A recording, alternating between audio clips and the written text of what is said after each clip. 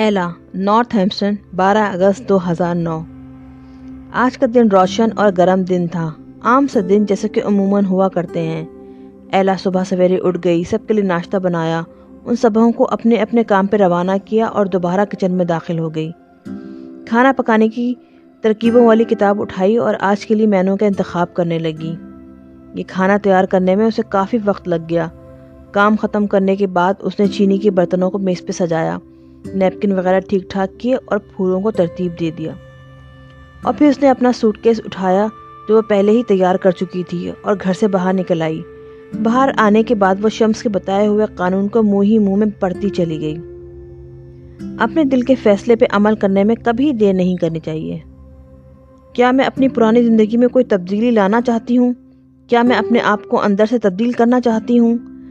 اگر تمہارا ایک دن بھی پہلے ہی کی طرح گزرتا ہے تو پھر تم واقعی قابل رحم ہو۔ ہر نیا لمحہ اور ہر سانس کی تجدید کرنی چاہیے، اور اس کا واحد طریقہ بس یہی ہے کہ نئی زندگی تلاش کرو اور موت سے پہلے مر جاؤ۔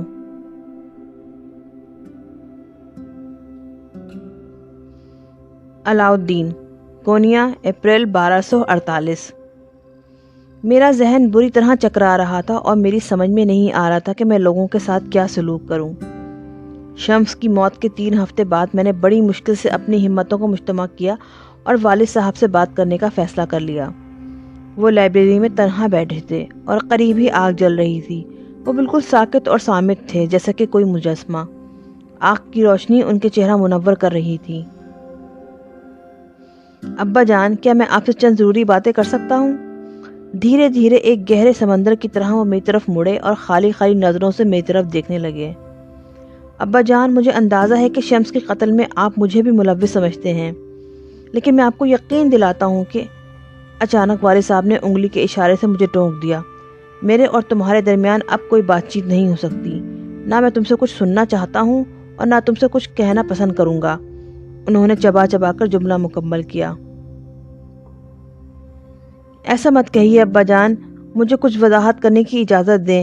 میری آواز میں لرزش تھی۔ میں خدا کی قسم کھا کر کہتا ہوں، میں اس سازش میں شریک نہیں تھا، لیکن میں ان لوگوں کو جانتا ہوں جنہوں نے یہ کام کیا ہے۔ میرے بیٹے، والد صاحب نے مجھے پھر ٹوک دیا۔ ان کا چہرہ وفور جذبات سے سیاہ ہو رہا تھا۔ تم کہتے ہو کہ تم قاتلوں میں شامل نہیں ہو، مگر تمہاری کوٹ کی مغزی پر خون لگا ہوا ہے۔ میں نے فی الفور اپنے کوٹ کا جائزہ لیا۔ کیا ایسا ممکن ہے؟ کیا یہ خون اسی شام میرے کوٹ پہ لگا ہے؟ میں نے مغزی کو بغور دیکھا، اپنی آستینوں اور ہاتھوں اور ناخنوں کو اچھی طرح جانچا۔ ہر چیز بالکل صاف و شفاف تھی، اور جب میں نے پھر اپنا سر اٹھایا تو والد صاحب سے آنکھیں چار ہوئیں۔ تب مجھے اندازہ ہوا کہ انہوں نے مجھے دھوکہ دینے کی کوشش کی تھی۔ بے خبری میں اپنی صفائی پیش کرنے کی کوشش میں نے اپنے آپ کو مشکوک ملزمان میں شامل کر لیا تھا۔ یہ بات درست ہے، اس شام شراب خانے میں ان لوگوں کے ساتھ موجود تھا۔ وہ میں ہی تھا جس نے انہیں اطلاع دی تھی کہ شمس بلا ناغہ آدھی رات کو صحن میں آ کر مراقبہ کیا کرتا ہے، اور پھر رات کے آخری پہر جب شمس بارش میں کھڑا اپنے قاتل سے باتیں کر رہا تھا تو میں ان 6 آدمیوں میں سے ایک تھا جو باغ کی دیوار کے ساتھ کھڑے تیار تھے۔ اور پھر ہم نے فیصلہ کیا کہ اب ہمیں حملہ کر دینا چاہیے، کیونکہ اس کے سوا کوئی چارہ تھا ہی نہیں، اور قاتل تذبذب میں مبتلا تھا۔ میں نے انہیں صحن میں داخل ہونے کا راستہ بتایا، لیکن میرا کام بس اتنا ہی تھا۔ میں نے حملہ کرنے میں کوئی حصہ نہیں لیا۔ یہ تو بیبرس تھا جس نے شمس کو قابو میں کر لیا، اور ارشاد اور دوسرے افراد نے اس کی مدد کی، اور جب وہ خوف اور ہیبت میں مبتلا تھے تو باقی کام جیکل ہیڈ نے کر دکھایا۔ اب جب کہ وہ اس دنیا سے جا چکا ہے، ہر جگہ اس کے نقش تابندہ ہیں، مصوری، رقص، شاعری، غرض یہ کہ وہ ہر چیز میں زندہ ہے جس کے بارے میں میں نے سوچا تھا کہ اس کے بعد ہماری زندگی میں ان کا کوئی دخل نہ ہوگا اور ہر چیز مٹ جائے گی۔ میرے والد صاحب شاعر بن چکے تھے۔ شمس نے ٹھیک کہا تھا، ایک برتن اگر ٹوٹ جائے تو دوسرا برتن اس کی جگہ لے لیتا ہے۔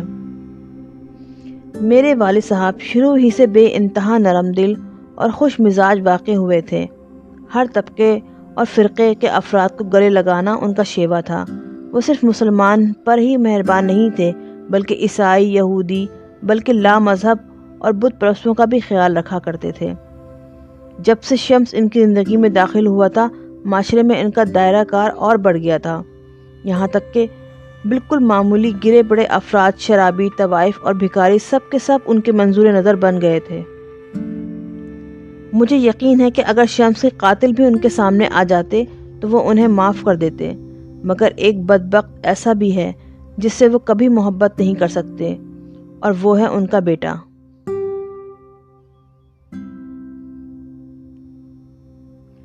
سلطان ولاد، کونیا، ستمبر 1248۔ اس حادثے نے میرے والد صاحب کے ذہن و قلب پر بہت برا اثر ڈالا۔ انہوں نے فی الفور اپنی تمام دولت غریبوں اور ضرورت مندوں میں تقسیم کر دی۔ وہ اب بالکل بدل گئے تھے۔ لوگ کہنے لگے کہ ان کا دماغی توازن درست نہیں رہا۔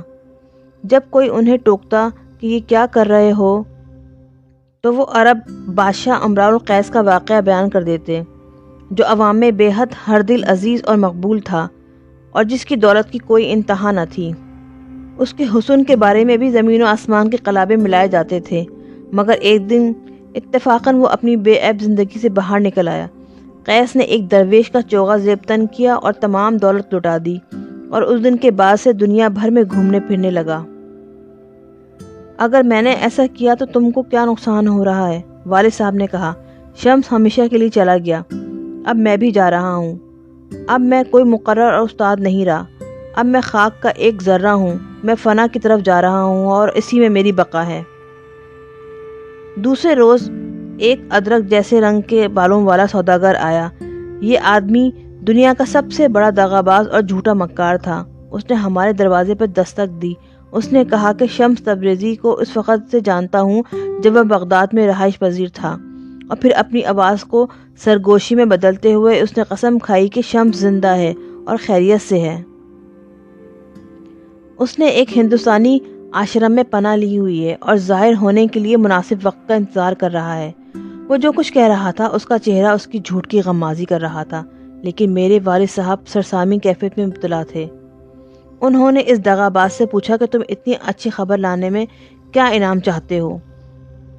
شرم و حیا سے عاری ہو کر اس سوداگر نے بے دھڑک کہا کہ اس کا ایک نوجوان لڑکا ہے جو درویش بننا چاہتا ہے، لیکن چونکہ زندگی اسے ایک دوسرے رخ پر کھینچ کر لے گئی ہے، لہٰذا وہ پسند کرے گا کہ وہ عالموں اور دانشوروں والا کفتان پہن کر رومی کے مرتبے پر فائز ہو جائے۔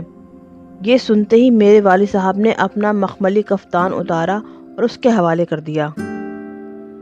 ابا جان، آخر آپ نے ایسا انمول کفتان ایسے شخص کو کیوں دے دیا جس کے بارے میں آپ بھی جانتے ہیں کہ وہ جو کچھ کہہ رہا ہے وہ سب کچھ جھوٹ ہے؟ اس شخص کے جاتے ہی میں نے والد صاحب سے دریافت کیا، اور تب والد صاحب نے مخصوص اور گھمبیر لہجے میں کہا، کیا تم یہ سمجھتے ہو کہ اس کے جھوٹ کا معاوضہ کفتان کی صورت میں زیادہ ہے؟ مگر میرے پیارے بیٹے، فرض کر لو کہ وہ صحیح کہہ رہا ہو۔ اگر شمس واقعی زندہ ہے تو کیا اس کے لیے میں اپنی زندگی نچھاور نہیں کر سکتا؟